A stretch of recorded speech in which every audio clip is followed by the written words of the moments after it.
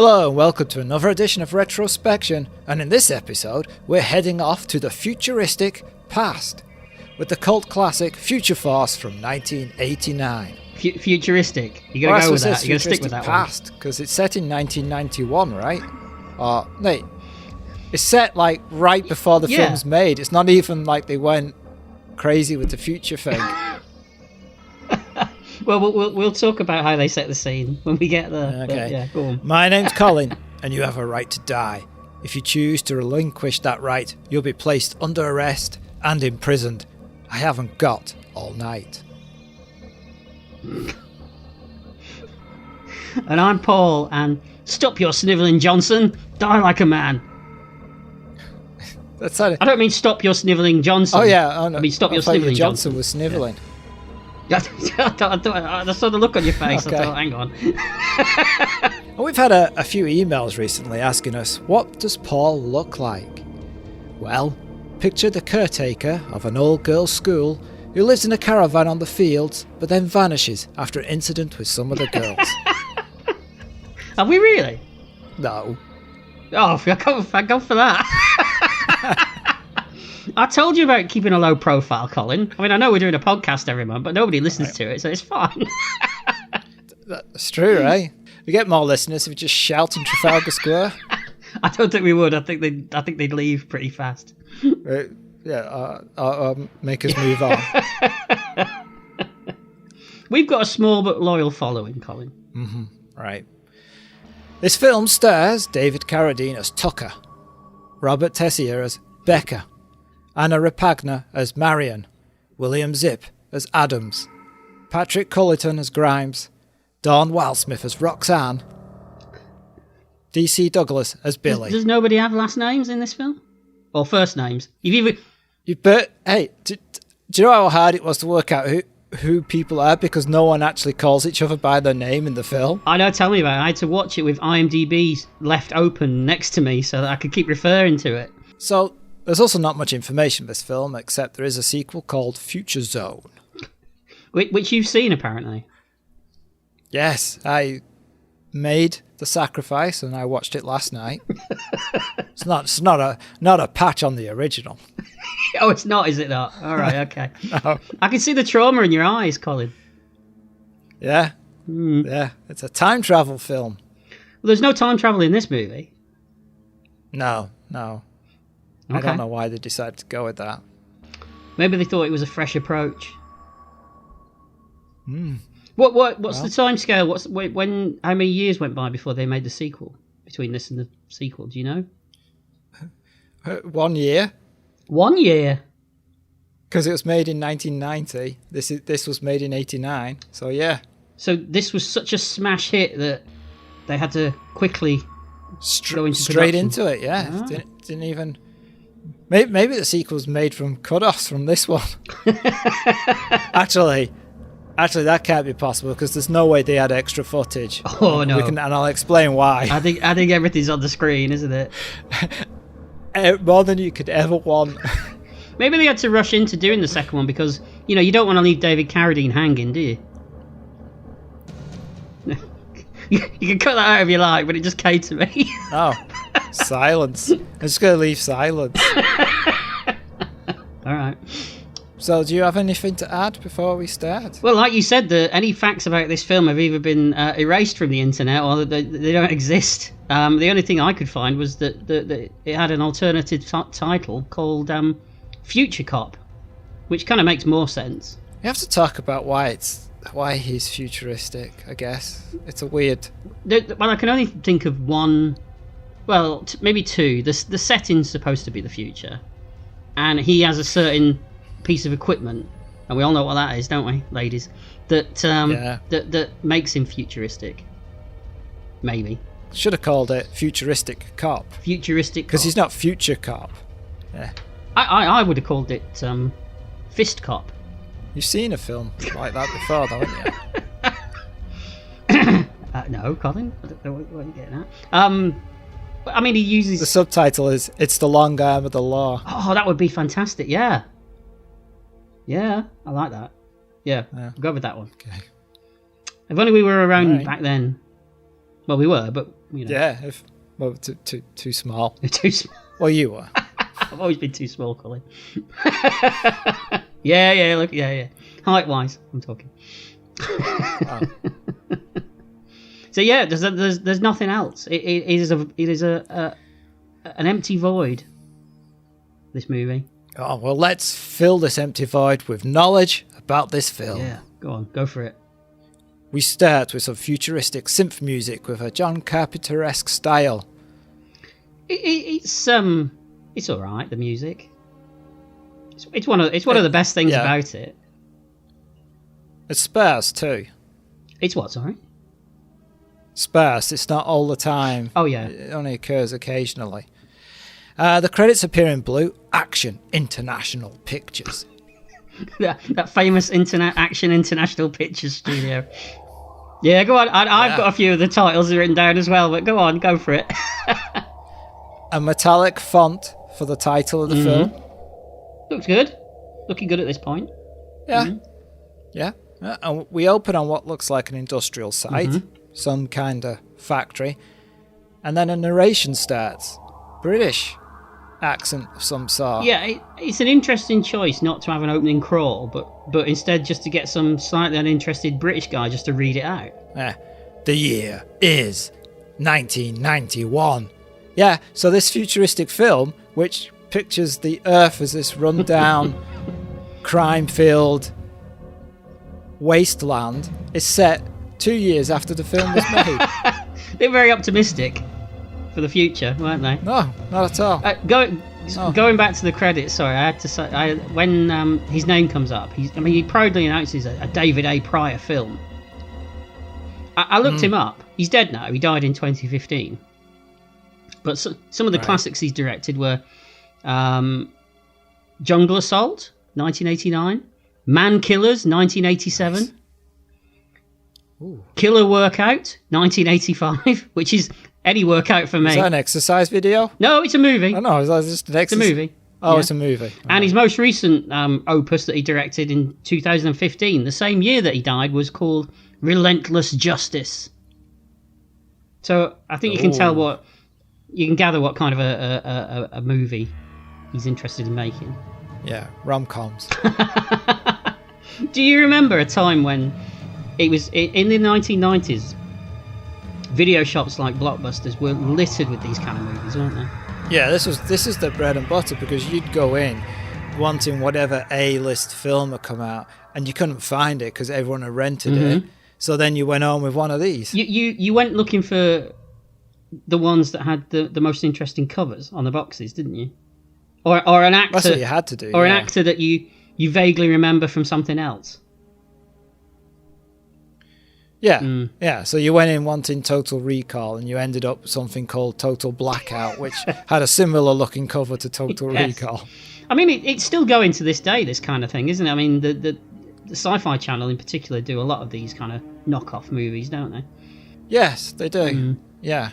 It's weird because you don't have this same, like, it's not like you go online and go, oh, I want to stream the new Bond movie. Oh, you can't because there's 100 people streaming it. I guess I'll have to watch this other knockoff thing. No. So it's funny. I guess they're just cashing in on something and filling their screen time. I think that's what it is. Yeah. Yeah. Yeah. So our narration continues. Crime in America was out of control. Again, remember, this is only 2 years after the film's actually being made. Prisons were overloaded. And he uses past tense in this narration. Police forces were understaffed. Gun battles in city streets became commonplace. No one was safe. The cities had become the battlefields of the future, and the criminals were winning the war. You've got to say, it isn't a scenario that's totally unbelievable, is it? It's got more believable as since the film's come out. Yeah, that is very true, yes. There's a car with a guy laying in it, and his feet sticking out the window. Don't know who he is yet. The narration continues.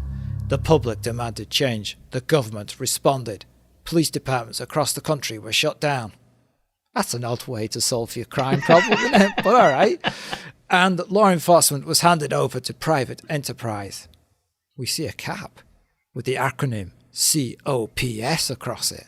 You know, my first thought... That's clever, right? My first thought went to that cartoon show, Cops. Do you remember that? Yeah. Yep, Central Organisation of Police Specialists. Ah, is that what it... That's what that's what in the cartoon. Oh, right, yeah. okay. Mm-hmm. It's even written in the same font. Is it? Like that metallic? Yeah. Oh, okay.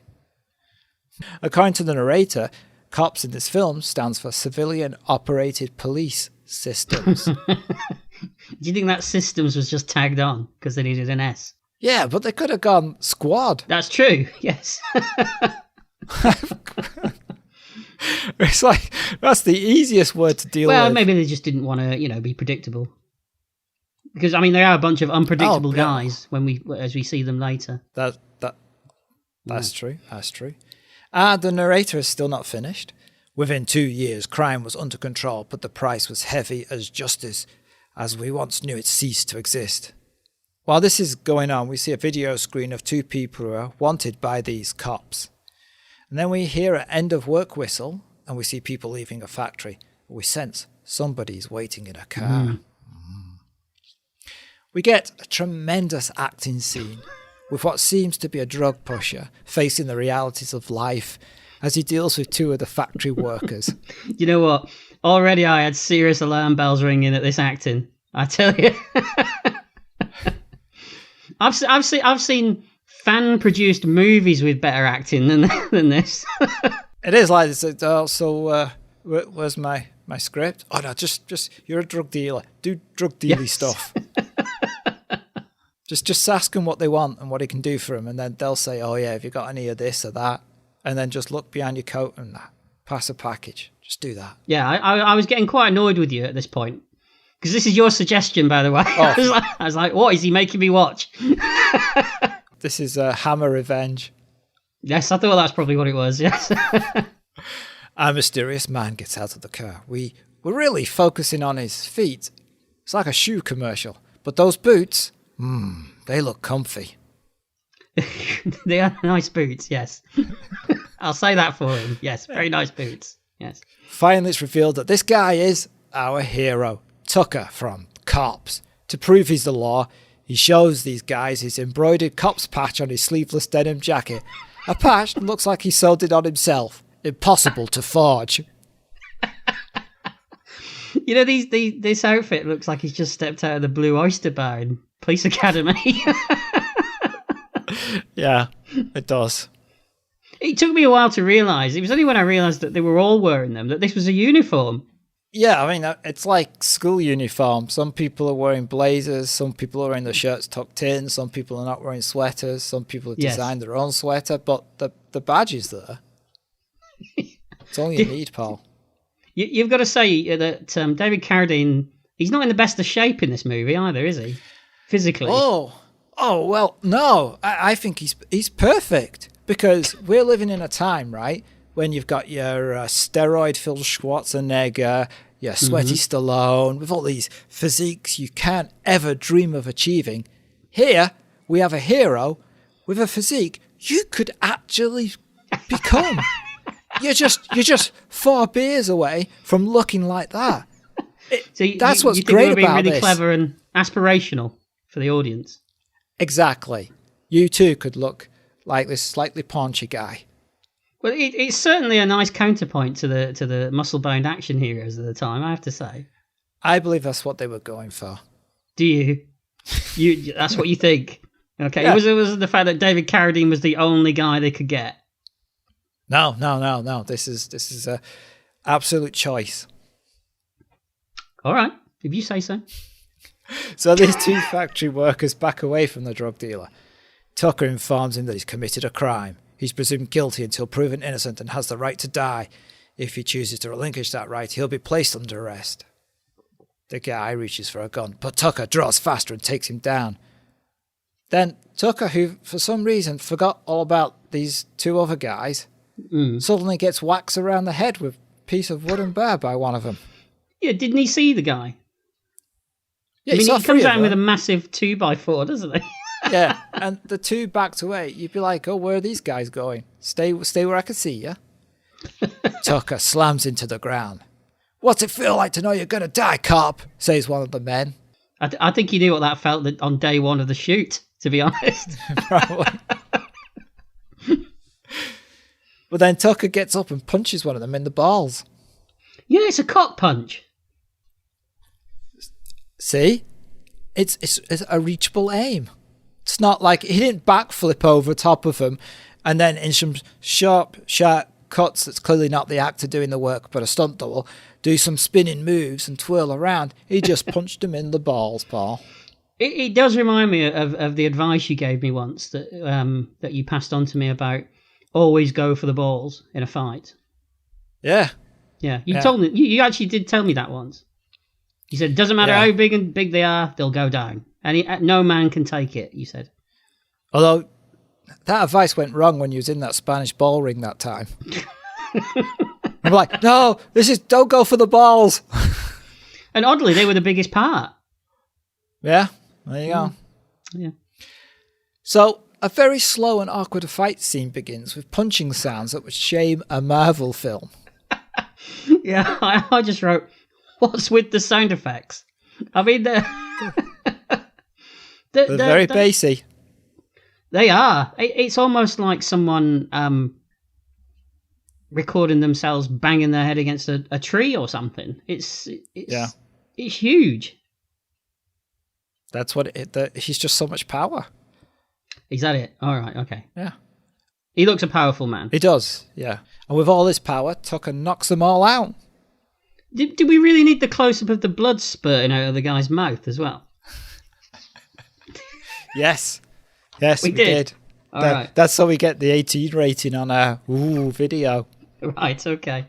All right. Otherwise, you're not renting it. You're going to that video shop. You're 15, 14. You're looking for the 18 certificate. Yeah, that is true. That is very true, yes. Yeah. As Tucker makes his way back to his car, he watches the two factory workers stagger off. First, he's going to go after them, but then changes his mind. He opens a case that reveals a mechanical hand. He straps the hand on, and blue drawn-on electrifying sparks appear. At this point, the audience's correct reaction is, what? Yes, he's got a mechanical arm that you can put on. It's like a glove, right? Yes, it's like a glove, yeah. Did you notice as well, doesn't David Carradine walk very oddly in this movie? Almost like a man who's just shat himself. Yes, he does. I did notice that. Okay. He's very, very careful about where he was stepping. I wonder why that was. Do you think he's drunk? Possibly. Maybe he was sober for the first time in a long time. Maybe he thought it's the first time he'd actually seen a film set without being sober, and he thought, have they all been like this? Is this Well, these are par. Didn't know it was this bad. Instead of leaving, one of these factory workers, while revving his car, says, I'm going to run this asshole into the ground. You did the line better than he did. I think I probably had more practice just by saying it once. Yes. But apparently, this guy didn't bother to notice that Tucker had walked up to them and was now gripping the car by the roof with his special hand. Dig into the roof, don't they? And he says, wait for it, need a hand. The line, the writing's just appalling in this film. Do you think I think there's a few instances as well where he just makes stuff up? I don't think they had the money and the time for ad-libbing, Paul. I think this was heavily scripted. Do you think so? All right. Okay. You think this director was very, very precious about his work? Yeah. All right. He's like, you can't change any of these lines. God damn it, don't change the lines. All right. Okay. Yeah. The driver crunches the car into drive and floors the accelerator, but Tucker's mechanical hand stops the car from moving. I guess Tucker is also somehow stuck to the ground. Oh, that's why the camera focused on his boots in the beginning. Those are magic boots. Oh, he's got magic boots. Magic boots and a mechanical arm. Yeah. Actually, I keep calling it an arm. It's a glove, isn't it? It's a mechanical glove. It's a glove. Got to get it glove. right. Yeah. I mean, the work that's gone into this movie, deserves us to get it right. But yeah, magic boots. I never thought of that. Yeah. Makes sense now. Does, yeah. Because there's no way, just having a mechanical glove would be able to stop a car from driving away, because you'd just be pulled off the ground. Or it would rip his arm out of its socket. Well, no, it wouldn't rip his arm out of socket. He's going to leave the ground before his arm gets ripped out. Yes. Yes. Maybe in cartoons that happens, pal. If the boots were magical and it's the boots that are helping him stick to the ground, then surely it would still rip his arm out of its socket. Now that makes sense, yes. Oh, no, it's all shit. Yeah. I've ruined it for myself again, yeah. Yeah. Really stop overthinking these things. So, defeated, they give up. He tells them to sit tight while he wanders back to his car to look them up in the computer. Why, they're just going to sit there? But they do. Well, they don't, because sure enough, as he gets to his car, we cut back to the two criminals, and one of them says, "He's dead meat." Oh, yes, he they floors do, the accelerator.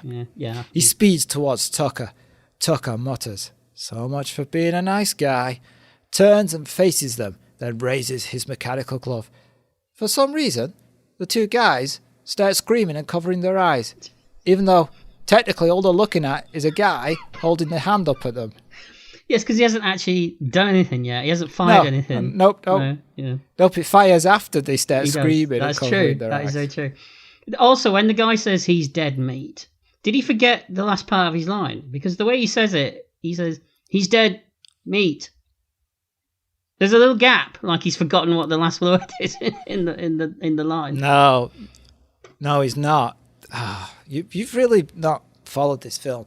The guy next to him is called Meat. Oh, right, okay. So he's talking ass, right. So he's saying, "He's dead, Meat." And Meat's like, "Oh, yeah." That makes sense again. Okay, right. Yeah. Glad I could help you with this. Yes. Oh, you'll be seeing this in a new light. I will. I'm going to have to watch it again. Yeah. So now the glove fires a beam of light, which has no backward force because it doesn't knock this Tucker off his feet or anything, but maybe magic boots. Magic boots, yeah. The car explodes and turns over. Tucker nods. Even though Then puts the glove away. Even though he says all the way through this film that he doesn't like killing. He seems to kill a lot of people, doesn't he? Oh, well, we'll see how many he kills because we see his tally later on. In his car, Tucker has a video communicator. He contacts Billy. Now, we've no idea who this Billy is. Mm-hmm. So, he's a guy who tells Tucker about latest criminals. Does he work for cops? He explains who he is later in the movie, doesn't he? Yeah, but does he work for cops? Or is he just a guy? I think he's just a guy. He's the tech guy. He's the the sort of 80s, 90s tech guy at home, helping him. Oh, I see. Where do you get the money for this stuff? Maybe Tucker pays for it with all these many kills that he makes. Oh, yeah, so he gives it to Billy. Billy builds this device. Okay, all right. I mean, Yep, Billy also has another 80s trope, which I didn't actually notice until the end of the movie when he fell out of it. Oh, he's in a wheelchair. He's in a wheelchair, yeah. Tech guy in a wheelchair. Oh, we know why he's in a wheelchair. Well, we find out later, don't we? Yeah. Billy asks Tucker if he used the remote. Nah, says Tucker. It's a little too fancy for me. But, might be useful at some point. It's just subtly. It's like a beautiful clue laid into a film. It's like the watch in Die Hard. It's so woven in to the script. It's subtle. It's very subtle. Yeah. Tucker asks him to get information on Maxwell Jagger and James Mitchell. Those are the two factory workers. Billy reports that all they had was a few parking tickets. Tucker glances at the overturned car. Looks like they're going to get another one. I think that's that's the best line in the film, I think. Oh, well, I can't think of any others. No. He orders a cleanup crew to come out. Now, we cut to a guy tied up in his car, and he's shouting, "Don't do it, man! I'll sign anything, just don't do it! I'll sign! Now, I assume this is a videotape of how they got people to appear in the film.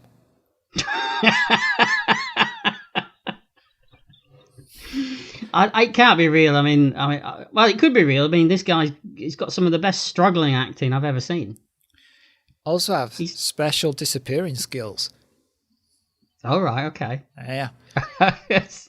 So, this is a guy called Johnson. He continues to plead for his life. And a man called Adams tells him it's a little too late for that and we don't negotiate. I'll give you my company. We already have it, says henchman number 2, known as Becca, who's pretty much in every TV series. Usually guest stars as a villain on a biker gang, right? I was going to say, I'm pretty sure I've seen him as a biker in the A-Team. Yeah. More than once, yeah. Yep. They walk away from the car with Johnson screaming inside. Well, I say inside because it cuts between Johnson screaming tied up and a completely empty car. I didn't notice that, but yeah. Oh, a digger approaches and scoops the empty car up. It's dropped into a crusher. Johnson starts to pray. The crusher closes down on the empty car. Becca and Grimes laugh as they watch nobody being crushed. Well, in all fairness to the movie, I mean, they can't afford things like a dummy. I mean, they've spent so much money on that mechanical glove that, there's nothing left. Right. And then you take Carradine's fee of 50 quid or whatever it was that they paid him to be in the movie. I mean, there's nothing left after that, is there? That's true. All right. Looks like it's going to be a beautiful day tomorrow, Becca, says Adam. Given time for that traditional phrase, crush a man until he dies, and tomorrow you will have blue skies. Of course, he's forgetting that other saying, crush a clearly empty car, and tomorrow you will not see far. We cut to red sunset as Tucker drives his Cherokee to the cops' headquarters. And he keeps driving. A little bit more driving. A lot of driving. There is an awful lot of driving in this movie. Yeah. It's called padding. Yeah, I mean, what's the running time? About an hour and 20 minutes, something like that? Yeah. And about 25 minutes of that are driving. Yeah, about an hour of film. The building has the cop sign over the top, but for some reason somebody has also sellotaped a printout on each door that also says cops in black. It's so that they know where they are when they go inside, because if they don't see the logo all the time, look at these people. They're not going to know where they are they? You know what it looked like to me? Have you ever been on a public film set, like a street that's been sort of closed off for filming and there's trucks and stuff? I see what you mean, yeah. And they put up signs that are just handwritten telling crew or cast where to go. Yeah. It looked like they'd been left up from that. They may well have been. I wouldn't be surprised. Inside, it looks like the green room for auditions for YMCA. Do you know what? I thought this is the Blue Oyster Bar. Yep, same thought. Mm-hmm. They have a futuristic blackboard.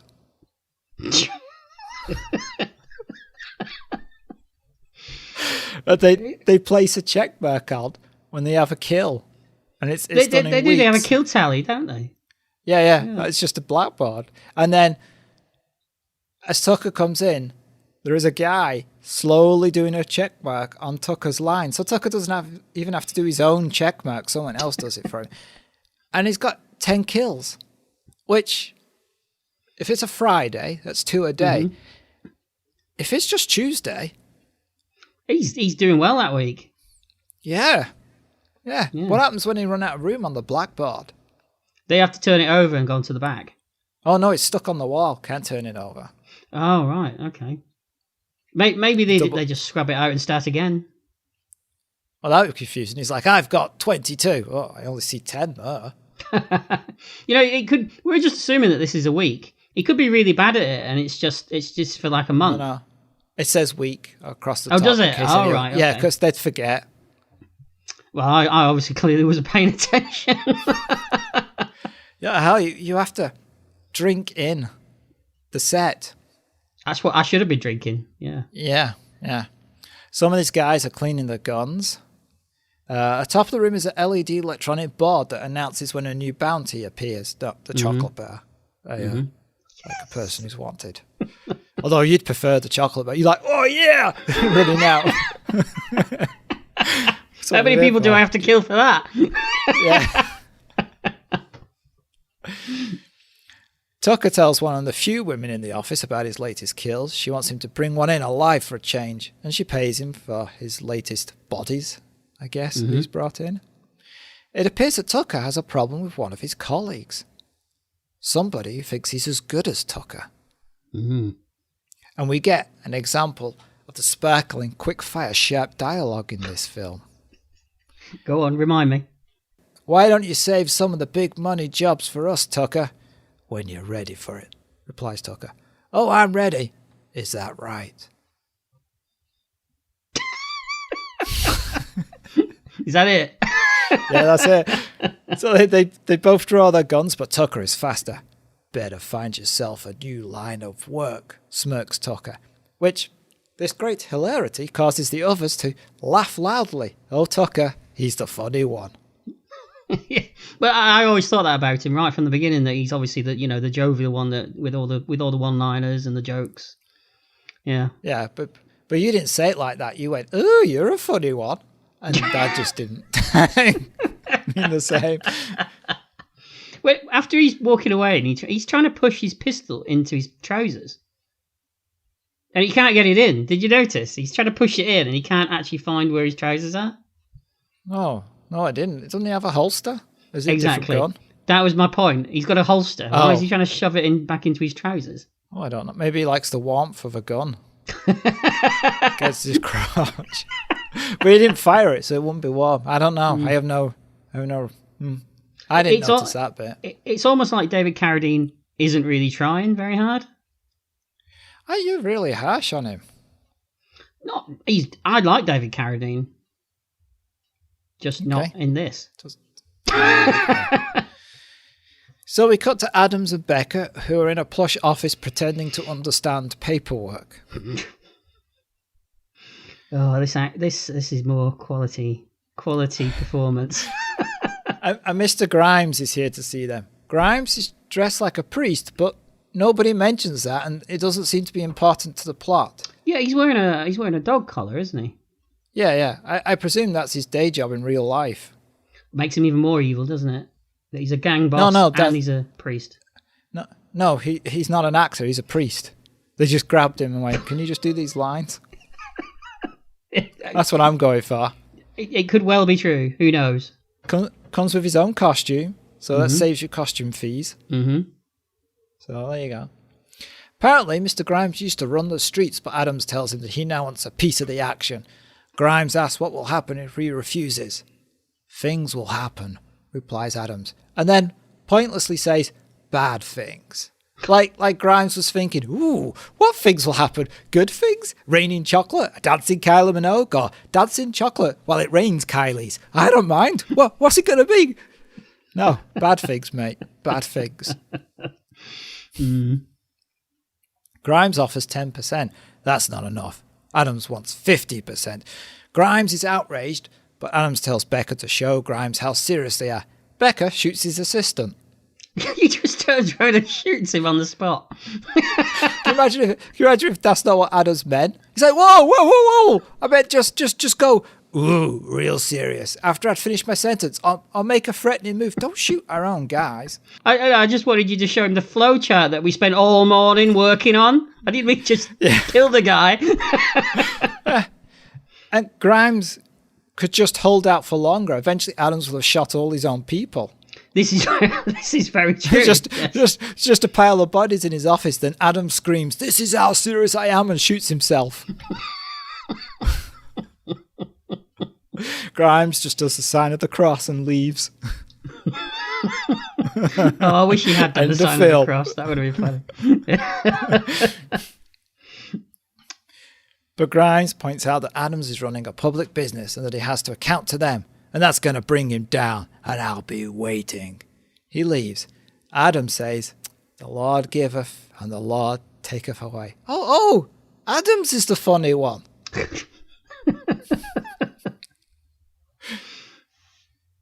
It's fluid. There's so much humour in this movie that all the characters. I'm having a ball so far. All right. We cut to a woman driving in a Jeep with 80s music playing that genuinely sounds like it's coming from a radio in the car, but then fades out without her touching it. I think it is. She drives a bit more. She does. It's a bit more driving. We got a shot of a nameless building and her entering. So we just had a pointless shot of her driving, an establishing shot that didn't establish anything, and now shots of her walking inside this building. What is all this stuff? None of this stuff needs to be here. I know, because you don't find out what she is until we get to the dialogue in a second anyway. So all that was No, pointless. because there's no name on the building. No, to just cut to the inside of the building with the conversation. Yeah. Yes. Yeah. So this lady is Marion. She bumps into another woman in the corridor, asks Marion where she's been, and that she's on in 5 minutes. Marion then launches into a life story about her sister moving in, rent check bouncing, running out of gas. Who turns up to be live on television 5 minutes before it starts? And why has a rent check bounced? What are they paying TV journalists? Maybe she's got, it is the late 80s, early 90s. Maybe she's got a massive crack habit. Oh, yeah, maybe. Okay. That would explain it. The woman tells her to calm down as they go into a washroom. Marion says she can't calm down as she's about to get the biggest break of her career and knows something will go wrong. The woman drags Marion out of the washroom. Marion says she's nervous. The woman says there's nothing to be nervous about.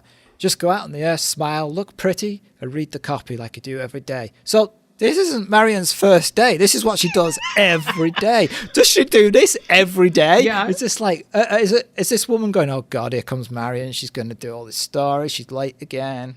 Well, she does kind of give that impression in a minute, doesn't she, the other woman, when she finally goes in to do the news? Because she slumps against the door, doesn't she? Yeah. Well, this is the weird thing, because Marion says, why are you so confident? And then the woman says, I have to. I hired you. This is Marion's boss? I thought it was like a little assistant. Yeah, just a co-worker. Yeah. Yeah. It's like, how, it doesn't, no. And then the woman goes, you look great. Like, why is this other woman obsessed about why she looks on, she's doing the news. She's not a fashion show. It's almost like someone doesn't know how to write dialogue. Yeah, or doesn't know how, like, TV journalists work. No, or... I haven't done any research. That's ridiculous. I haven't got the time for that. I've got 14 other scripts to write this week. I'll tell you what they did do research on. Go on. So we cut to a bar called the DMZ. Yes. This is where the research went. I'm shocked at this bar. I thought this bar would be busier, to be honest. Well, I'll tell you why it's not busy. Because according to the establishing shot, it's in the daytime. Oh, you noticed that. Yeah, it's not nighttime, it's middle of the afternoon, and this sleazy bar full of topless women dancing on pedestals has got these cops sitting in it. And it is literally every single one of the cops that was in the previous scene. Yeah. So just no one goes and does all any work in the daytime. They all just go to this bar. Don't they? No. They should just have taken the sign off that building and put it on DMZ, those cops. The little paint. They'll do our work in there. Printouts. Yeah. Yeah. Just move in. So Tucker enters. He asks for a beer. Mm-hmm. He actually goes, beer. He does. He's a regular. They're all regulars. And throws a crumpled note at the guy. He then makes one of the other cops people move from his seat, even though the place is empty, apart from the half a dozen cops in it. Well, he's got bad eyesight. You know, he needs to be near the front. I mean, let's face it. It doesn't really matter because nobody seems remotely interested in the dancers anyway, do they? No, because for some reason they've got the TV on and it's tuned to the news channel. Yes. So they like to keep, up to date with what's going on politically speaking. Yeah, you've got current affairs on the one hand, breasts on the other. Oh, and occasionally some channels have tried to combine those two things. They have indeed. I remember those 90s moments, yeah. So we hear Marion talking on the TV. I don't know how you can hear her because there's music playing in the bar, but all right. Marion's report is about how corrupt, violent and evil the privatization of law enforcement is and where they are now less safe than they were before. Tucker is unimpressed. He shows how wrong this woman is about the needless level of violence caused by these cops by shooting the TV. You just ask the guy to turn it off. Got to change the channel. Put a music channel on.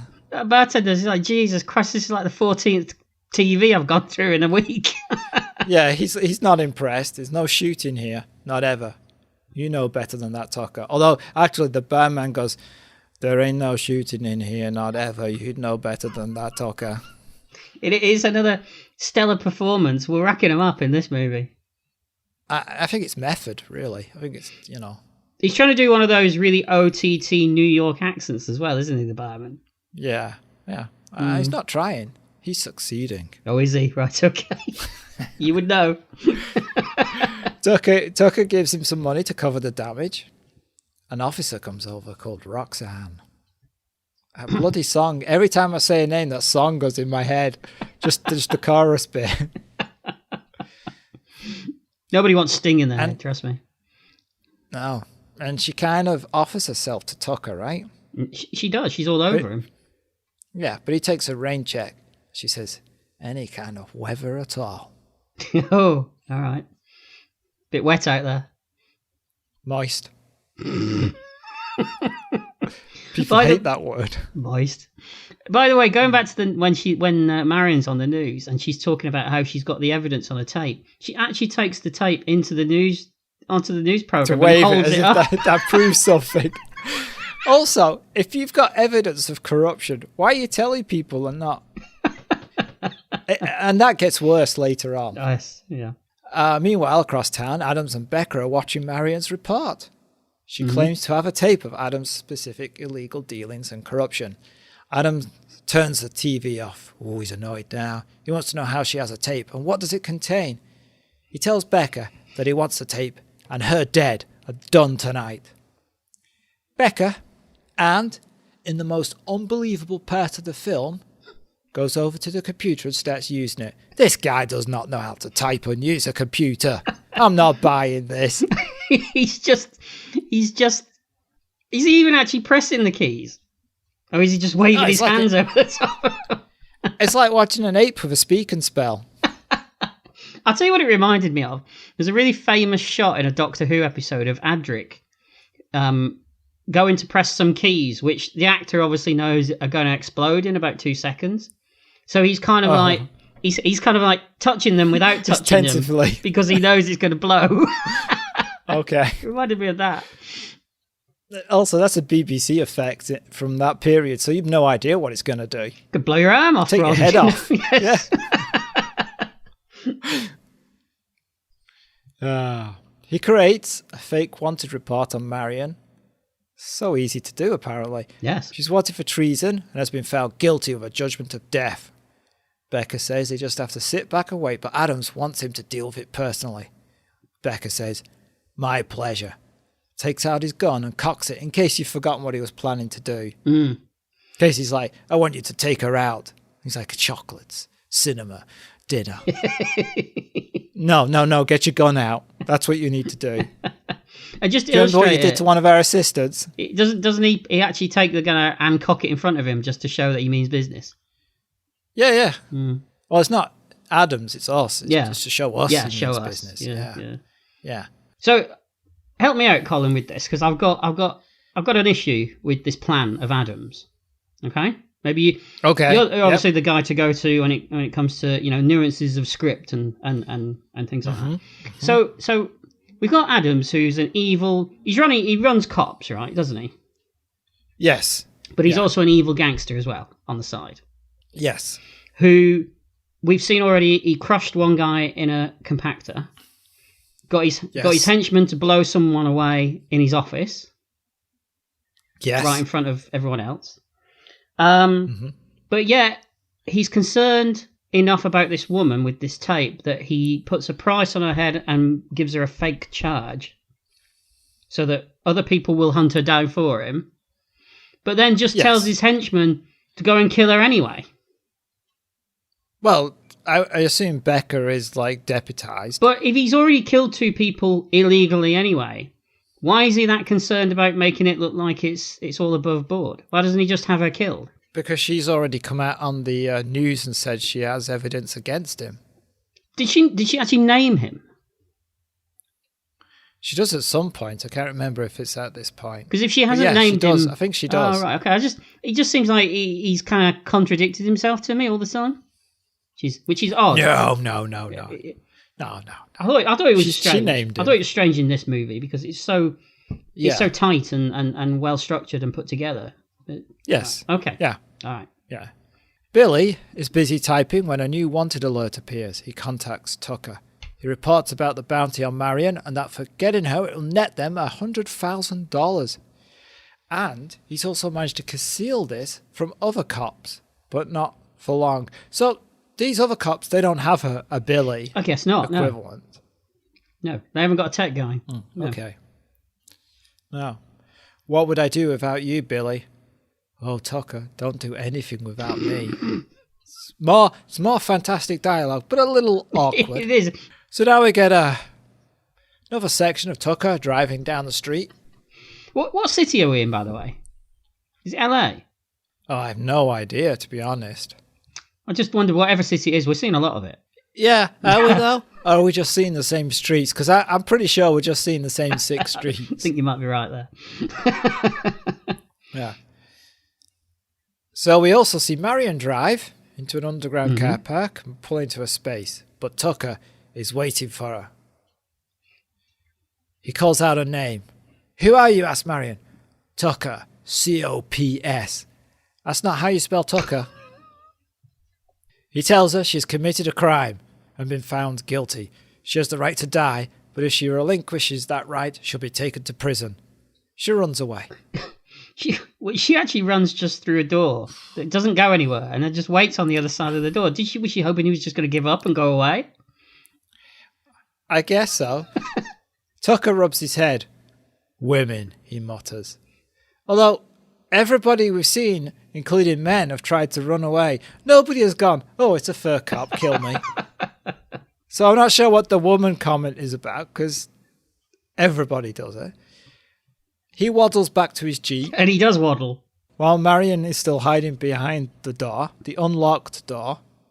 Yes. That's true, it's not locked, is it? Yeah. No, because it's a public it's a car park. Why would she couldn't lock it. It's just so you could just open it. He doesn't want to do that though. But no, suddenly Tucker's gloved hand bursts through the door and pulls the whole thing off its hinges. Apparently, this glove makes his whole body super strong too. It's amazing. Or maybe when you combine the glove with the magic boots, gives you that little bit of extra. They have to be on at the same time. Oomph, that little bit extra. Ugh, Ugh. All right. Well, don't ask me to explain it, Colin. Oh, okay. Time to go, he says. She says there must be a mistake. You're in the computer. He replies, not listening. She insists she's innocent, but he says he's taken her in, and if she's got anything to say it to the judge, because even the mechanical robot physics-defying hand isn't listening. I would like it if he said that. That would be good. Yeah. Yeah, I would. But 2 other cops turn up, and they don't want Tucker to take Marion in. They have termination orders from the top. But Tucker says she's his. A gunfight breaks out. They've got shotguns, and Tucker, with his sparkling electronic bolt glove, returns fire. He shoots one. Then there's a standoff between Tucker and the other guy, who is the one we saw earlier in the film doing a little standoff. Yeah. I told you to get another line of work. I like my job. Dying ain't much of a job. Do you know what? I'm sure I've heard that line in something else, Well, it's kind of like, do you remember the John Bon Jovi song for Young Guns 2? Or the first one where it's dying ain't much of a living? That's probably what I'm thinking of, yeah. Would have been better, like, I told you to get another line of work. I like, my living or whatever. Dying ain't much of a living, something like that. I don't know. But anyway, that's what we get. It is some of the worst shooting I've ever seen. How are these people supposedly professionals? And that gets worse. It does in a minute. Yeah, oh my God. The standoff is tense. The hands hover over the sidearms. Although Tucker can just shoot him with the glove. That is true. He's still wearing the glove, isn't he? Yeah. You think that would hamper him reaching for his gun and holding the gun too? I don't think we ever see him hold the gun and the glove. No, he doesn't. Because he puts the glove on the same hand that he uses to shoot with, doesn't he? Can you imagine he suddenly realises that he can't grab the gun with his gloved hand? He's like, shit! But this guy looks at his dead colleague and has second thoughts and backs away. Tucker grabs Marion and pushes her into his car. You people are worse than animals. You'll even kill each other. Marion, that's not worse than animals. That's what animals do. I wrote the same thing. I was pretty sure that animals do kill each other. Yeah. It's dreadful. Marion I'm sorry, it is so dreadful. Marion finds out she's wanted for treason. She knows it's Adams who set this up. She says that Tucker must think this is all funny, but unsurprisingly, no, he doesn't. Why would he find this funny? Yes. He's not going, oh, this is a laugh. He says he doesn't enjoy killing, it's just his job. Really? All right. Now, we cut to Becca crossing the street slowly. Yes, did you see what the building was that he walks in front of? No, what is it? It's called Happy Burger. Yes. Yes, I remember now, yes. But again, this whole... He walks slowly across the street. We see him open the car door. He gets into his Jeep. And then he reaches for the phone, dials the phone. Mm-hmm. Right? Just cut to him sitting in the car making the call. Yes, I know. Why have we got all this stuff? It's just padding, isn't it? I wonder how long the script was. Yeah. How many pages do you think the script was? 40 pages? I reckon it depends if they were using 2-ply or 1-ply. So Becca tells Adams there's a problem. And he tells Adams about Tucker bringing Marion in alive. And that Tucker is the top gun in his precinct. Is Tucker the top gun because he's good? Or because he's got this bloody glove? I mean, he uses it all the time. He does, but he seems to also be a crack shot. I said crack, by the way. Can only shoot cracks? Yes. Well, you know, I'm sure the glove gives him an edge. Yeah, well, it does, because he uses it every single time. It's not like his last resort. Yes. It's his first resort when it comes to getting through unlocked doors, apparently. Right, yeah. Adams tells Becca to take care of the girl, and he'll take care of Tucker. Now, we see a woman and a man sitting in a car, and as Tucker drives past, they give chase. She has a shotgun and fires at Tucker. A dreary chase takes place while an awful middle-of-the-road rock song plays. What is it? What is going on with this soft rock music over the top of this chase? Because it doesn't add anything. In fact, it makes it worse. Yeah. It makes it even more dull. Yeah. It's a slow chase, and then we get dialogue that consists of, don't lose them, shut up. Yeah. Yeah, and the bullets seem to be hitting nothing as well. Oh, yeah, she takes shots of the Jeep from about 3 feet away, but keeps missing as they slowly drive around this disused industrial estate. They haven't got money to mess up these cars. They've got to give them back at the end of the shoot. Maybe. Finally, she hits the Jeep, which sparks. Mm-hmm. They drive under a bridge. All right, my note here is this is one of the laziest chase scenes I've seen in a long time, because they're just driving in a straight line slowly. Yes. The woman, meanwhile, is behaving like they're moving at great speed and that they're swerving and jumping around. Yeah. But they're not. When you cut to the outside of the car, it's just a slow, straight line. Now they drive alongside each other, both missing. Stay with him, helpfully suggests the woman in the chase car.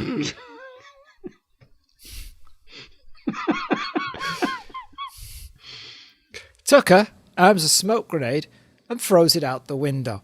It lands on the ground. And against all natural laws, then envelopes the chasing car and fills it with smoke. They can't see anything. How would that work? Maybe Billy made it. It's a special one. You know, he's good with tech. But you throw a smoke grenade on the ground, they go, oh, that smoke grenade, drive over it, and that's it. It'd be behind them, smoking away. Well, now this one, it magically clings to the car and fills it. They slam on the brakes. Oddly, when they've stopped, the smoke has gone. But for some reason, the woman is hyperventilating. She is. It's some great panting going on. But why? if there's a lot of smoke, you hold your breath, don't you? You don't. You're thinking about it again, Colin. They notice they're on the edge of a cliff. As they're about to get out, Tucker rear ends them. How are they on a cliff? They're in the middle of a city. I don't know. And they were driving under an overpass. Where's this cliff come from? And did you notice it seems to be the cliff that they use in every 80s TV series when a car goes over the edge? I think you've seen it in Knight Rider. Oh, Maybe the smoke was magic. Magic smoke. Wait, crazy the cliff. It transported them. Yeah, maybe it did. Yeah. Yeah, it actually moved them in a cloud. Right. Okay. Then we get another great line. As Tucker turns to Marion and says, "Bad breaks." So he doesn't like... And then pushes him off the Yeah, cliff. so he doesn't like kill him, but he had no reason to kill him because they were literally teetering on the edge of this cliff anyway. He could have just driven off. Yeah. Yeah, but he does explain it because Marion says, "Was that necessary?" And he says, "It was now or kill them later." What do you care? We're just animals. Actually, she said worse than animals, Tucker, but you weren't listening. Of course he's not listening. Oh, but the dialogue continues. "I guess you should know. Welcome to the street, honey." I have no idea what they're talking about at that point. So many questions. We cut to them driving along streets again. Just driving. They pull up alongside the bar, the DMZ. It's daytime still, by the way. But those women, they're still dancing. And we're inside the bar. So inside, more hunters challenge Tucker. And there's another standoff until the day is saved. Sorry, you're calling the cops hunters. I was calling them hunters. I mean, yes. Okay, I just clarifying it because that's the first time that's I can change it to cops. I don't want to think that... No, it's fine that it's hunters. I'm just, listeners would be like, what? Well, there's hunters in this now? Thinking like, weird caps and... No, I'll change it to hunters. So inside the bar, there are more cops and they challenge him.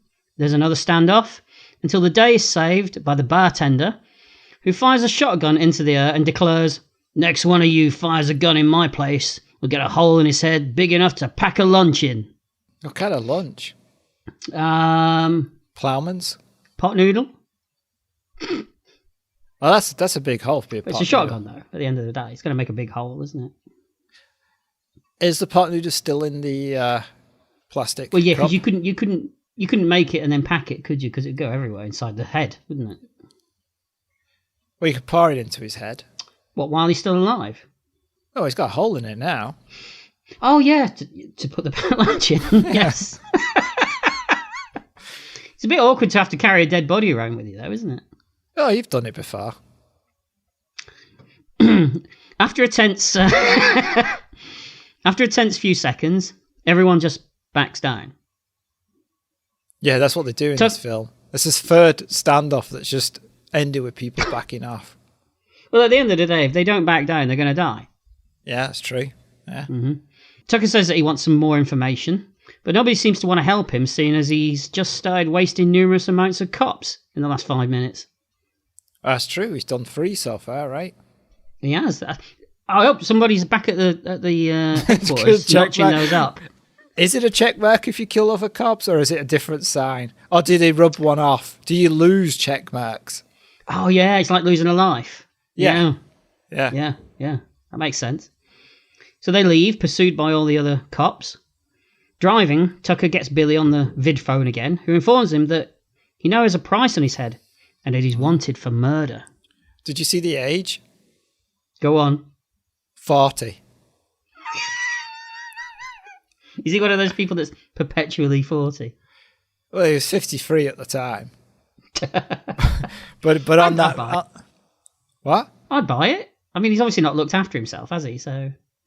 No, but on that video thing, it says 40. I was like, yeah, all right. Gosh, you are.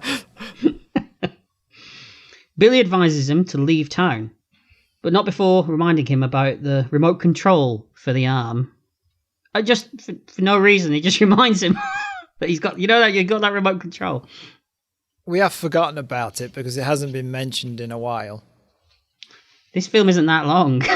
and he hasn't used it. He hasn't used it. Do you think he will before the end of the movie? I don't think so. It would be pointless, wouldn't it? Yeah. I mean, I can't see a situation arising where he might have to use the remote control for the arm.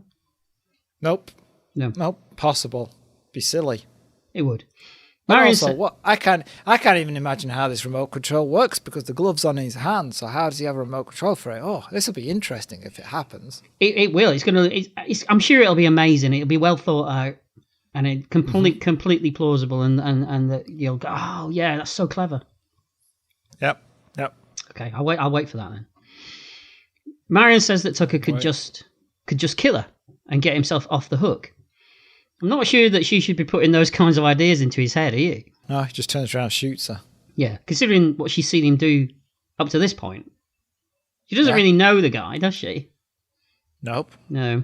No. But he says that it's just not his style. Meanwhile, Billy tries to do something on his computer and mumbles something about it, but the audio was so bad on the version that I watched. I couldn't work it out. Did you get any of this? No, I haven't written it down. I can't remember what it was. It was he just mumbled something, and I couldn't work out what he was trying to do. The audio's not great on it. No. You mean you didn't watch this on Blu-ray, Colin? I didn't watch a YouTube version. I watched a better version, but it's still in 4:3 aspect ratio. Oh, I watched the YouTube version. Back at the cops HQ, the report on Tucker comes through on the ticker tape machine thing that they've got on the top. LED screen, the LED screen. And all the cops jump to it. All except the one that tried chatting him up earlier, Roxanne. She's less than enthusiastic. Yeah, she doesn't want to kill Tucker. She shows us that she's less enthusiastic about it by pacing around a bit, having a swig of booze, because, she's conflicted. She checks her gun and she walks out. That's what you do when you're not enthusiastic about something. Like when you're going to work, you just pace around, drink a beer, and then leave for work. Right? That's how it is. This is characters, remember. Anyone listening to this is just characters that were played. So we cut to the most... Yeah, your character has one beer. In real life, you're like 3 or 4 by 9 a.m. The character's a better version of you. He's got it together better. That's what you're saying. Yeah. Right, okay. We cut to the most 80s music ever, coming out of a ghetto blaster on a table, as a woman is dancing in her kitchen. This is Alicia, who is... And I didn't quite put this together at first, but she's the woman that was talking to Marion at the quote-unquote news studio. And I thought it was just Marion's roommate. I think it's meant to be the same woman, isn't it? Why would you... Why would you share a place with your boss? Maybe that's why they're so familiar with each other at work, because they're actually roommates. Or... Oh, that crosses so many HR laws. It does. You'd never get away with that today, would you? No. Suddenly, there's a knock at the door.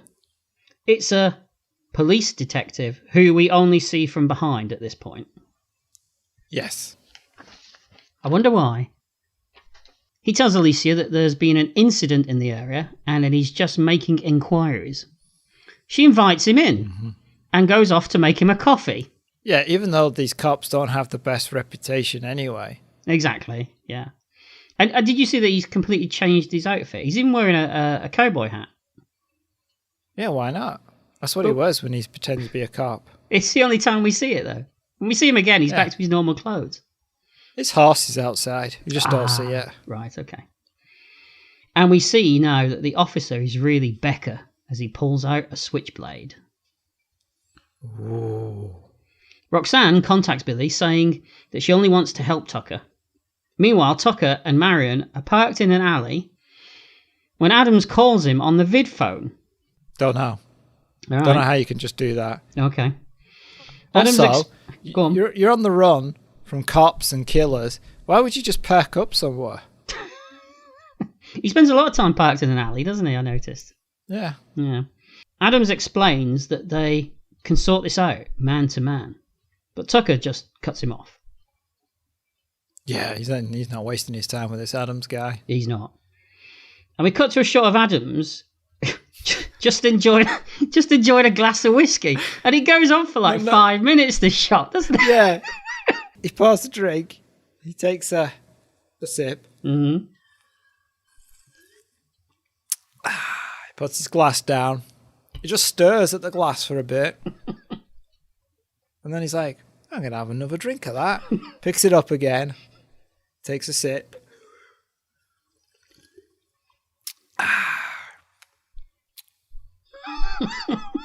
I was waiting for something to happen.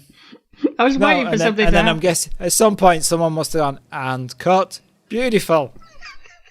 I was waiting for him to suddenly fly into a rage and throw the glass across the room or something, or smash the bottle, but no, he's just enjoying a nice drop of whiskey.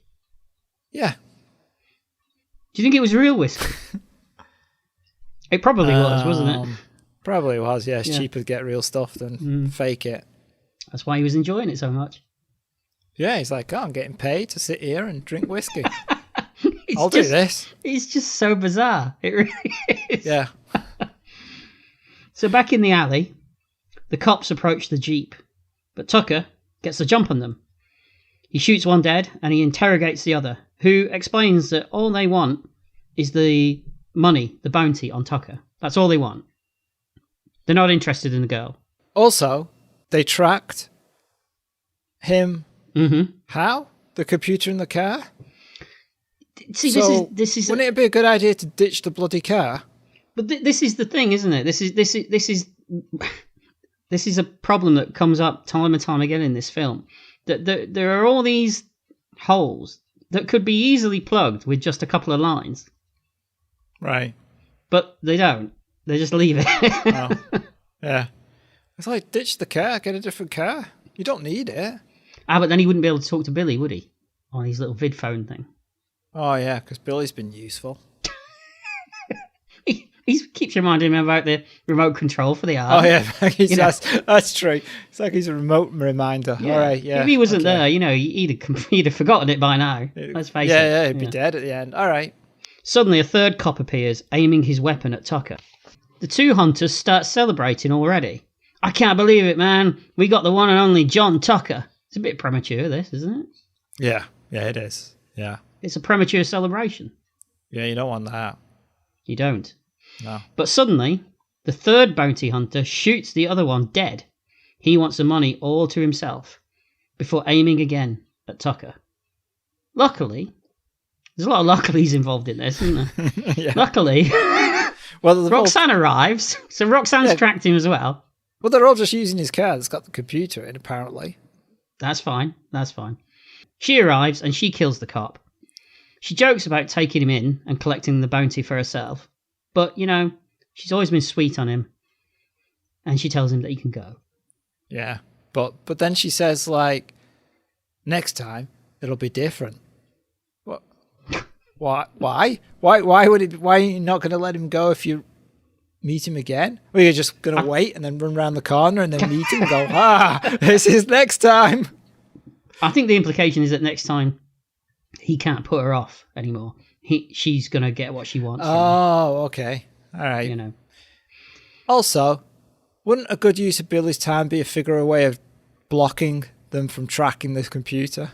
But he's just fixated on this remote control, isn't he? He is, yeah. But yes, it would. Yeah, that would make sense. Bit better use for his time. Tucker and Marion drive away. Is it over? She asks him. No, replies Tucker. But he says it in a way like he's really, really tired of the movie. No, 13 more days of filming. Unfortunately for Roxanne, Becca slits her throat. Yeah. Why? But he finds her, so he's tracking him as well. Yeah, but why does he kill Roxanne? He doesn't know what Roxanne's done. Unless he was watching, and if he was watching, why didn't he get Tucker? Exactly. He just killed her for no reason. No. He likes to kill people, though, doesn't he? Oh, yeah, that's true, because he killed that assistant. Yeah.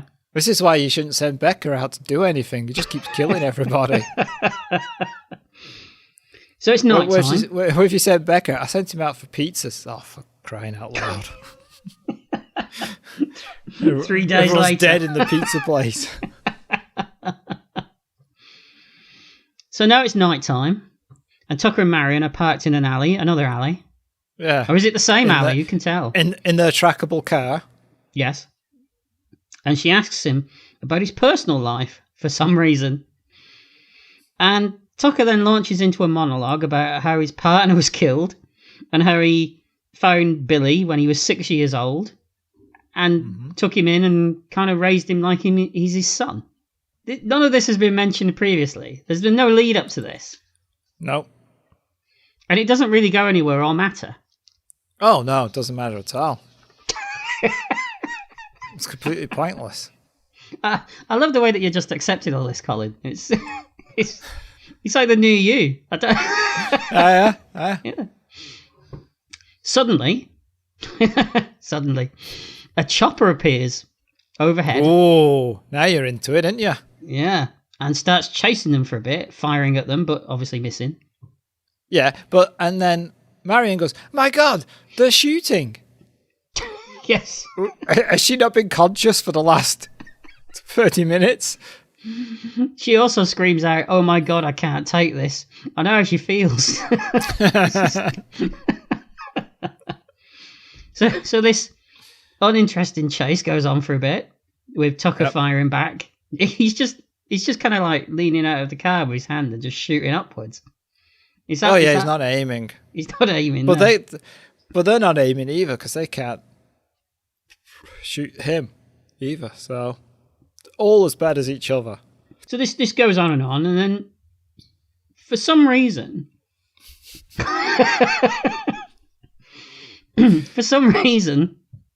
Grimes. Do you remember Grimes, the dog collar wearing Mr. Priest guy? He appears, pulls out a rocket launcher, and destroys the helicopter. Yeah. Why? Well, is it to annoy Adams? Yeah, because he wants the journalist to go on TV and. But how did he know what was going on? How did he know? There's no answer to that. And how did he just happen to be there? With a rocket just launcher? Following that helicopter all day? Driving around with a rocket launcher in the boot of the car. Oh, okay. And when we assume he's driving around, we don't see a car. He could just be walking with it everywhere. He's with a henchman, isn't he? And the henchman gives it to him. Yeah. Yeah. Well, yeah, it's like a golfer. You have a caddy, right? Who carries your bags. So he has a guy who just follows him carrying a rocket launcher. And he's like, I'll have the 7-iron strike missile, I think, for this. Well, you never know when a rocket launcher could come in handy, do you? Yeah, I mean, he blows it up and the guy should have gone, "Nice shot, sir." Now, that would have been funny. Yeah. Or, like you say, he takes the rocket launcher out of a golfing bag and hands it to him, and then says, "Nice shot." Now, that's a joke. Yeah, it is. We don't get that. And then we don't see Grimes ever again, do we, after this? He's gone. Nope, that's it. He's done.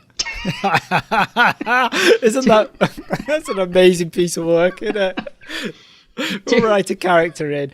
The only reason that character is in this film is for him to shoot the helicopter. and even our heroes can't explain it because she's like, "What happened?" And he's like, "I don't know, but I'm glad it did." That's it. That is exactly what happens. Yeah. 2 scenes and he's out. Yeah. So he probably shot both things in one day, didn't he? Yeah, probably. I mean, not even totally sure. It might not even been Grimes. It just in the distance, a guy in a dog collar could have been anybody. So we cut back to Adam, still enjoying his whiskey. He is. He's still drinking his whiskey. Oh, he's got a long day ahead. Yeah, and that scene, this cut doesn't go anywhere either. He just gets a bit annoyed, and then it cuts away from him. Doesn't he snap his pencil or something? He does. He snaps a pencil. You're right. Yes. He can't understand how pencils work. But how does he? I'm guessing he snaps his pencil because he knows about the helicopter being destroyed. But how does he know about it? Oh, I assumed the backstory was that he was a failed artist who liked to draw in pencils and that he could never do noses. Oh, and at that point, it cut to him. He was doing a nose, and yet again, he'd ruined it. And so he's just like, So I completely missed the point of the scene there, didn't I? Yeah. That's why he drinks whiskey, to reach his artistic muse. It's such a nuanced script that it goes right over my head, you know.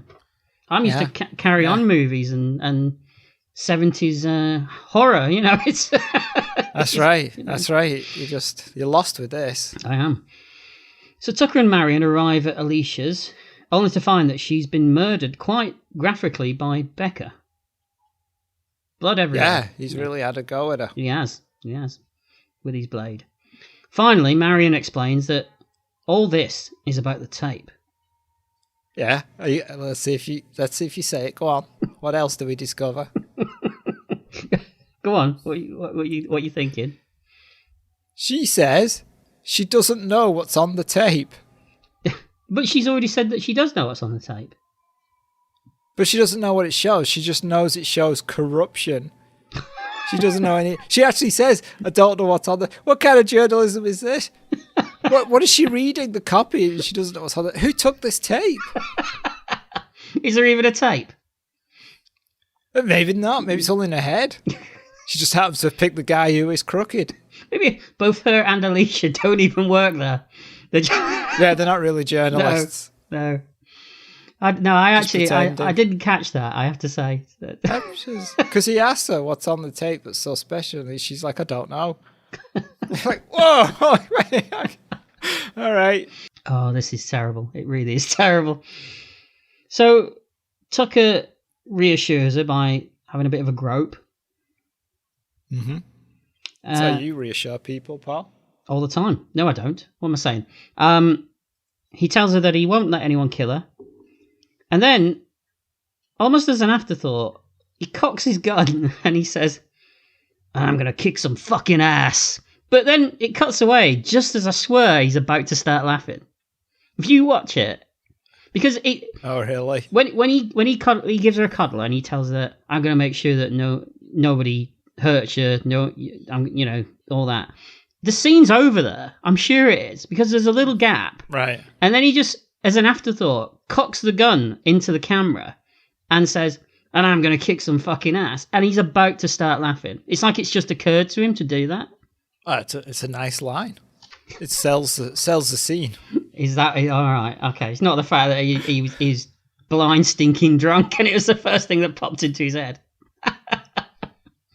Can we say what we like about David Carradine now? I mean, do you have to cut that out? Not sure. Well, you are. That's true. I've got away with it so far. So it's the morning, and they're driving again. More driving. Yep. Tucker calls Billy on the vid phone, and he asks him to hack into the main computer back at Cops. We don't know why. No. Mm-hmm. So he can do that, can he? Well, he doesn't. He hacks into it at the beginning of the film so that Tucker gets all the that's true, yes, wanted notices before anybody else does. That's true. See? Jigsaw puzzle, Paul. It's like a jigsaw puzzle. It fits together. It is. It's amazing. So we cut to Marion waking up in bed at Tucker's place. I presume it's Tucker's place. Oh, I thought it was her own place. But her place is where the dead woman was, isn't it? Yeah, well, they just throw a rug over that. Well, she wakes up, so I'm presuming the connotation here is that they've had a bit of a cuddle in the night. Oh, I kind of just assumed that she was in bed and he was on the sofa. Is that what you assumed? Yeah, just cocking his gun repeatedly all night. We've all been there. All she can hear is that sound, and she's like, I wish he'd stop. And after 5 minutes there, he's... and then it just stops. He's finished. I think it'd be funny if he just kept going all night. Still doing it when she walks out in the morning, yeah. Yeah, he's just stood in the morning cocking his gun. But she gets up looking for him and he's not there. But he's left her a note, which he's stuck to the underside of a light fitting, of a lampshade. Yeah. Isn't that where you put your notes? I usually leave them like on a table or, somewhere where He's like, I usually leave them scrawled in blood on the mirror. Not for a long time, probably. But that's only when I'm in somebody else's house. Exactly. You don't do it on your own, because I don't know where they keep the notebooks. This is true, and everyone knows that you don't crap on your own doorstep, do you? So it's true. So the note says, I have to do this alone. Why? He's in the bathroom. Yes. Still cocking his gun. She's like, oh my God, he's gone to meet Adams. He's like, no, I'm in here. Give it 10 minutes. Anyway, Tucker arrives back at the scrapyard that we saw at the beginning of the movie where he crushed the guy in the car. Yeah, because don't forget, we only have 3 locations. Exactly. So Tucker has apparently called Adams, who is waiting with Becca and a few more of his goons at the scrapyard. Mm. Yep. Adams thinks that he's come to give him the girl, but Tucker says no, he's come to take him in. Yeah, even though, he's not wanted yet, but yeah. Yeah. And we don't know what's on this tape, so he doesn't even know if he's got any evidence. No, it could be just a clown birthday party for all he knows. Adams finds this amusing, and a fight breaks out. Tucker kills the other 2 goons straight away, and the gunfight carries on with Adams and Becca. And there's some of those creeping around the scrapyard shots as everyone's looking for each other. It's tense. Yeah. No, there's no tents. It's just cars. It's a junkyard. Finally, Tucker shoots and grazes Adams. And he's about to finish him off. Sorry, I couldn't help myself like that again. Right. Finally, Tucker grazes Adams and he's about to finish him off. When Becca shoots him in the arm, dropping his gun, Becca rolls up his sleeves. Just you and me now, asshole. What's... All right. Yeah. Just shoot him.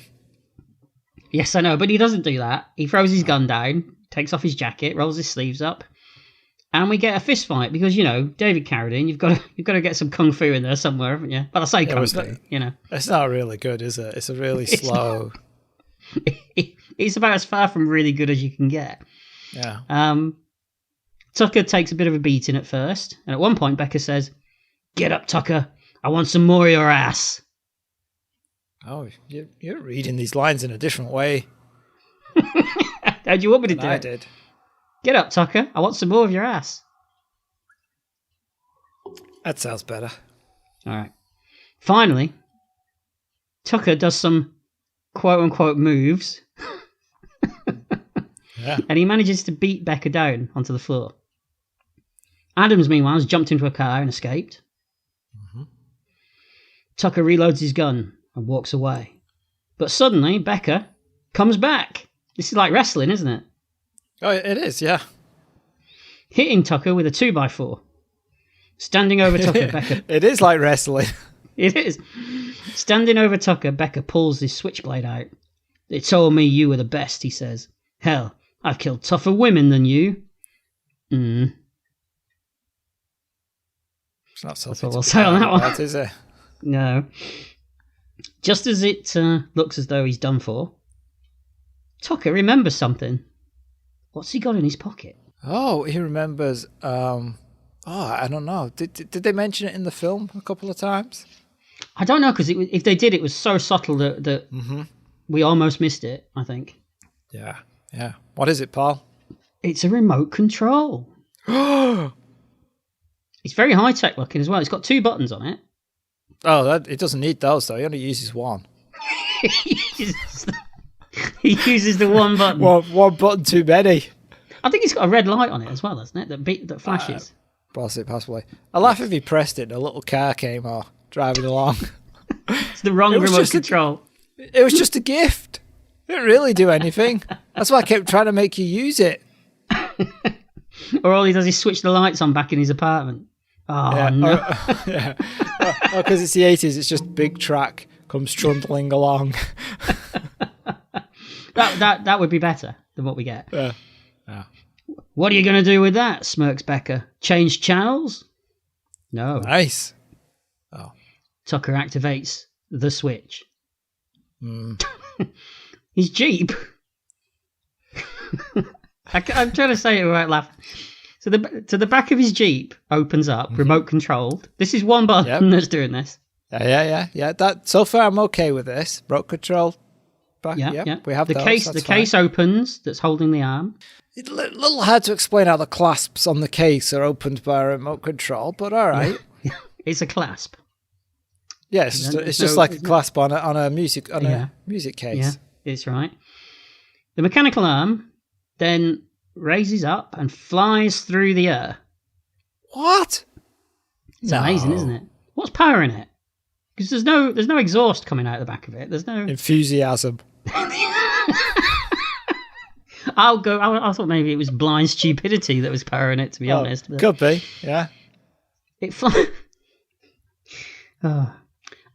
I'm really trying to say this with a straight face. It flies through the air and then repeatedly punches Becca in the face over and over again. Yeah. Before strangling him around the throat. Mm-hmm. And then when it's finished with Becca collapses on the floor. The glove turns round and gives Tucker a thumbs up. Well, yeah, an okay sign. Yeah, that's it. Yeah, an okay sign. So Tucker is also controlling this, and he's just pressing the same button all the time, and it's doing all these different things. Did he make the glove do an okay sign to himself? He gave himself an okay sign. Yeah. Yeah. The only other answer is that the glove's partly sentient. Yes, that is the only other answer, and I can't buy that. Sorry, I draw the line, but and then the glove, flies back into the case, which then closes, and they missed the trick. They didn't have the clasps reclasp themselves. They should have done that. I'm surprised there should have been a delay. Like the glove flies in, the case closes, and then there's just nothing for a second, and then the clasps just go click. It is a thing of wonder, isn't it? It's something to really see this. Yeah, Tucker must have been laying there going, "Why didn't I press the remote like 10 minutes ago?" Well, he wanted to get his hands dirty, obviously.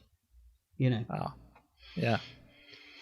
So Tucker races through the streets, talking to Billy on the vid phone in his Jeep, who is still furiously hacking away into the system. Yeah. Meanwhile, dishevelled Adams arrives back at the cops' headquarters. Billy is still hacking, and he gets into the system. And this is illustrated by some, what would you call it, Commodore 64 graphics? Or actually, pretty much. It'd be a little late for Commodore 64. Yeah, I couldn't remember what the year of the film was, but you get the idea that kind of whatever was available at the time they could do the yeah.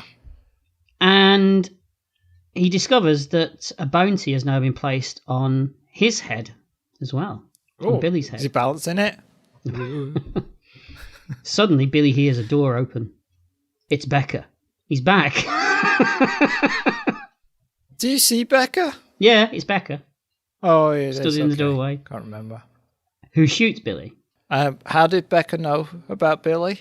See, again, you're asking these questions, of which sorry. I truly cannot help you.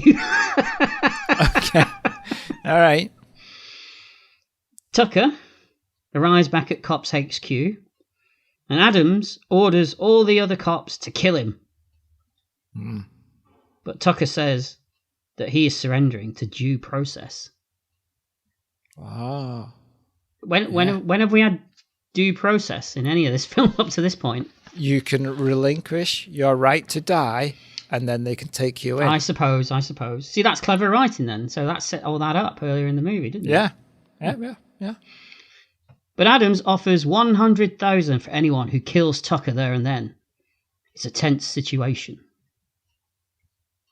Yeah. Tucker glances nervously at the readout on the wall, whispering, "Come on, Billy." Luckily, Billy isn't quite dead yet. No, he's got a little bit of strength left, right? He has. He's just laying there in a pool of blood, and he manages to reach up and hit that one key on the computer, and then he dies. Well, I think he hits enter. He doesn't hit the one key.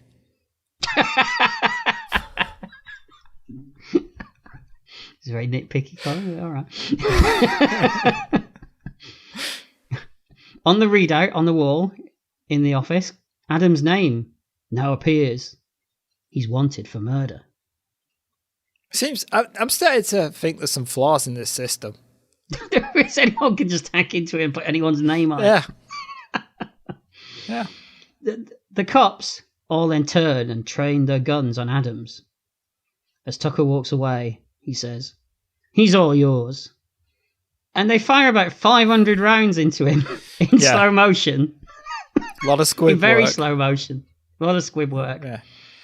Do you think those... You just know this director was really proud of this shot, don't you? Oh, yeah. Because he's obviously absolutely. shot it from different angles as well, hasn't he? It's like multiple camera shots as well. This is the money shot. And I bet they only did it once. And he had coverage on every single angle he could get it on. So they, Yeah.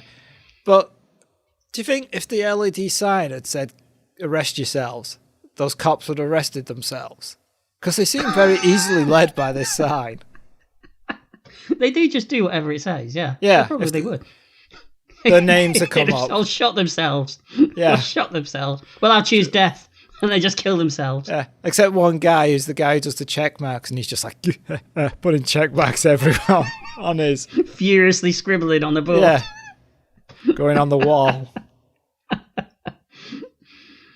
The cops then turn to Tucker.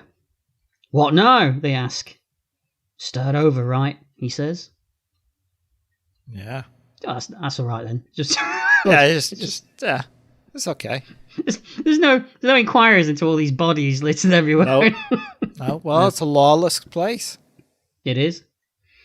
Outside, Marion meets Tucker, so she's followed him back to the cops' place. Yeah. "Let's go," she says. Oh, that sounded like him, didn't it? "Let's go," she says. "Where?" he asks. "Anywhere you want to take me," she replies. Well, I'll tell you what we could do. We could take a very slow drive up that street for ages before the credits appear. We could. There was a bit more before that happens, though, isn't there? But I was thinking, hang on. Yeah. She met him, what, a day ago? Yeah. She's seen him kill multiple people. He's obviously a bit of a psycho. Mm-hmm. And she's going to go off with him now. Yeah, women love a bit of a psycho. Is that right? Yeah. Is that right? Especially in the 80s. Okay. I'll take your opinion and knowledge on that one, Colin. Okay. Experience, that's the word I was thinking of. Anyway, they're walking back to the Jeep, arm in arm, when Becca springs out of nowhere in slow motion, aiming his gun. Again, like Die Hard. Tucker draws. He fast draws, actually. Well, he doesn't. He does it in slow motion. And he shoots Becca dead. Finally, he's dead. Marion and Tucker climb into the Jeep and drive away, watched by the rest of the hunters, who all come out just to watch all this. Yeah. Like throw I could do that again. I said hunters again, didn't I? That's okay. I don't mind. No. I knew that would be cause a problem. Wait. What about Billy? Oh, no mention of Billy. Doesn't give a shit. Yeah, the computer genius that just saved his life twice, that built his robotic arm, that he's looked after like his own since, he was 6 years old. Just fuck him. He's dead. No, there's just nothing about, Roxanne isn't here in the cop's place. Well, in all fairness, he wasn't interested in her anyway, was he? Yeah, but he should at least recognise that she's dead. Saved his life. Nothing. But no, they go off together in the car very slowly, as you say. Yeah. Driving Driving off into the distance. And that really is the end of Future Force. Wow, Future Force, eh? So, Colin, what did you think of Future Force? As an action film, it fails, but as a soaring commentary on the dilemma of privatizations of security and law, I think it works quite well. I know it's a terrible film. It's badly written. It doesn't make sense. There's plot holes everywhere. It feels like it was just thrown together at the last second.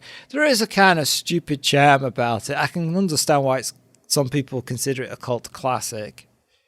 Don't pull a face at me. I didn't say I did. I just said I can understand why. I haven't said a word. I'm just sitting here, just listening to every word. I didn't say you said a word. I said you pulled a face. I didn't pull a face. It's just my face, Colin. Oh, okay. Sorry about that. Carry on. So The action is not great. It's badly filmed. It's slow. The dialogue is awful. There's not much dialogue actually in the film. It's short running time, which is a positive. I like that. Yes. But it could have been 20 minutes shorter if you cut out all the weird establishing shots that don't establish things.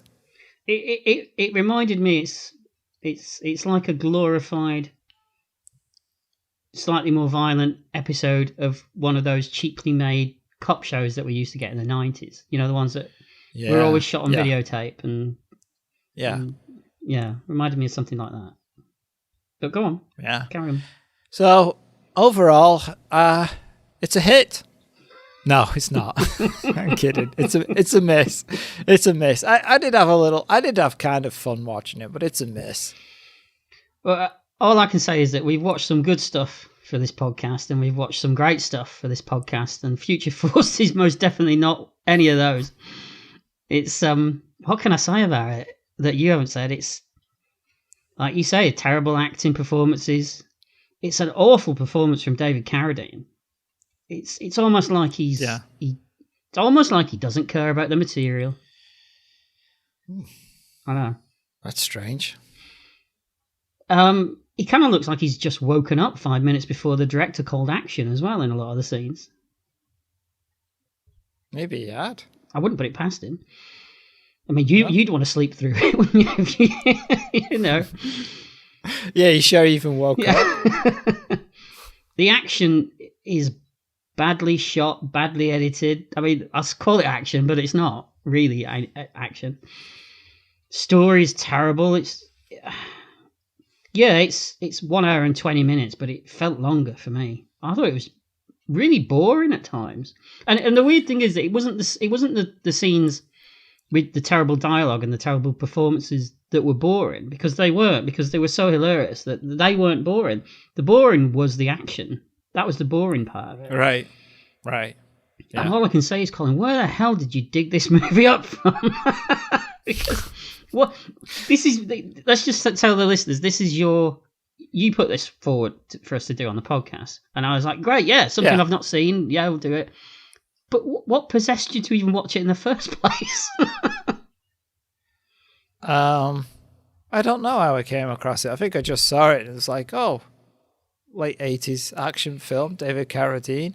It's got a sequel, so there must have been something happening with the first one for them to bother to do a follow-up. I'll give it a go. And then I watched it. I was like, I can't believe this is actually a film. and then I thought, I can't just suffer alone. I need to spread that pain. Well, thank you for spreading it. That sounded wrong. You're welcome. That sounded wrong. I'm painful film super spreader. I felt like it afterwards, I tell you. It certainly is not a hit. It doesn't even fall into... I don't even think it falls into that so bad it's good category, because it's not. Oh, I think it... No, I think... But I feel there is some sense of enjoyment about it, because it is so bad. Well, I mean, I like I said before, I agree that the acting in it is so bad and the dialogue is so bad that those were the bits that I enjoyed. Right. But it's not a hit. I couldn't say I hated it. I didn't like it. Right. I didn't like it at all. But I didn't hate it. It didn't offend me. It's just bad. It's just terrible. So no, it's not a hit. So thanks for that, Colin. Cheers. You're welcome. I look forward to doing the sequel. What, this time next year? I'll see. I'll see you here this time next year. We'll do the sequel. Okay. Well, on that note, thank you for listening and downloading. Please rate and review us wherever you get your podcasts. Thank you to our Patreon supporters, and that's the end of another episode of Retrospection. Goodbye. Bye.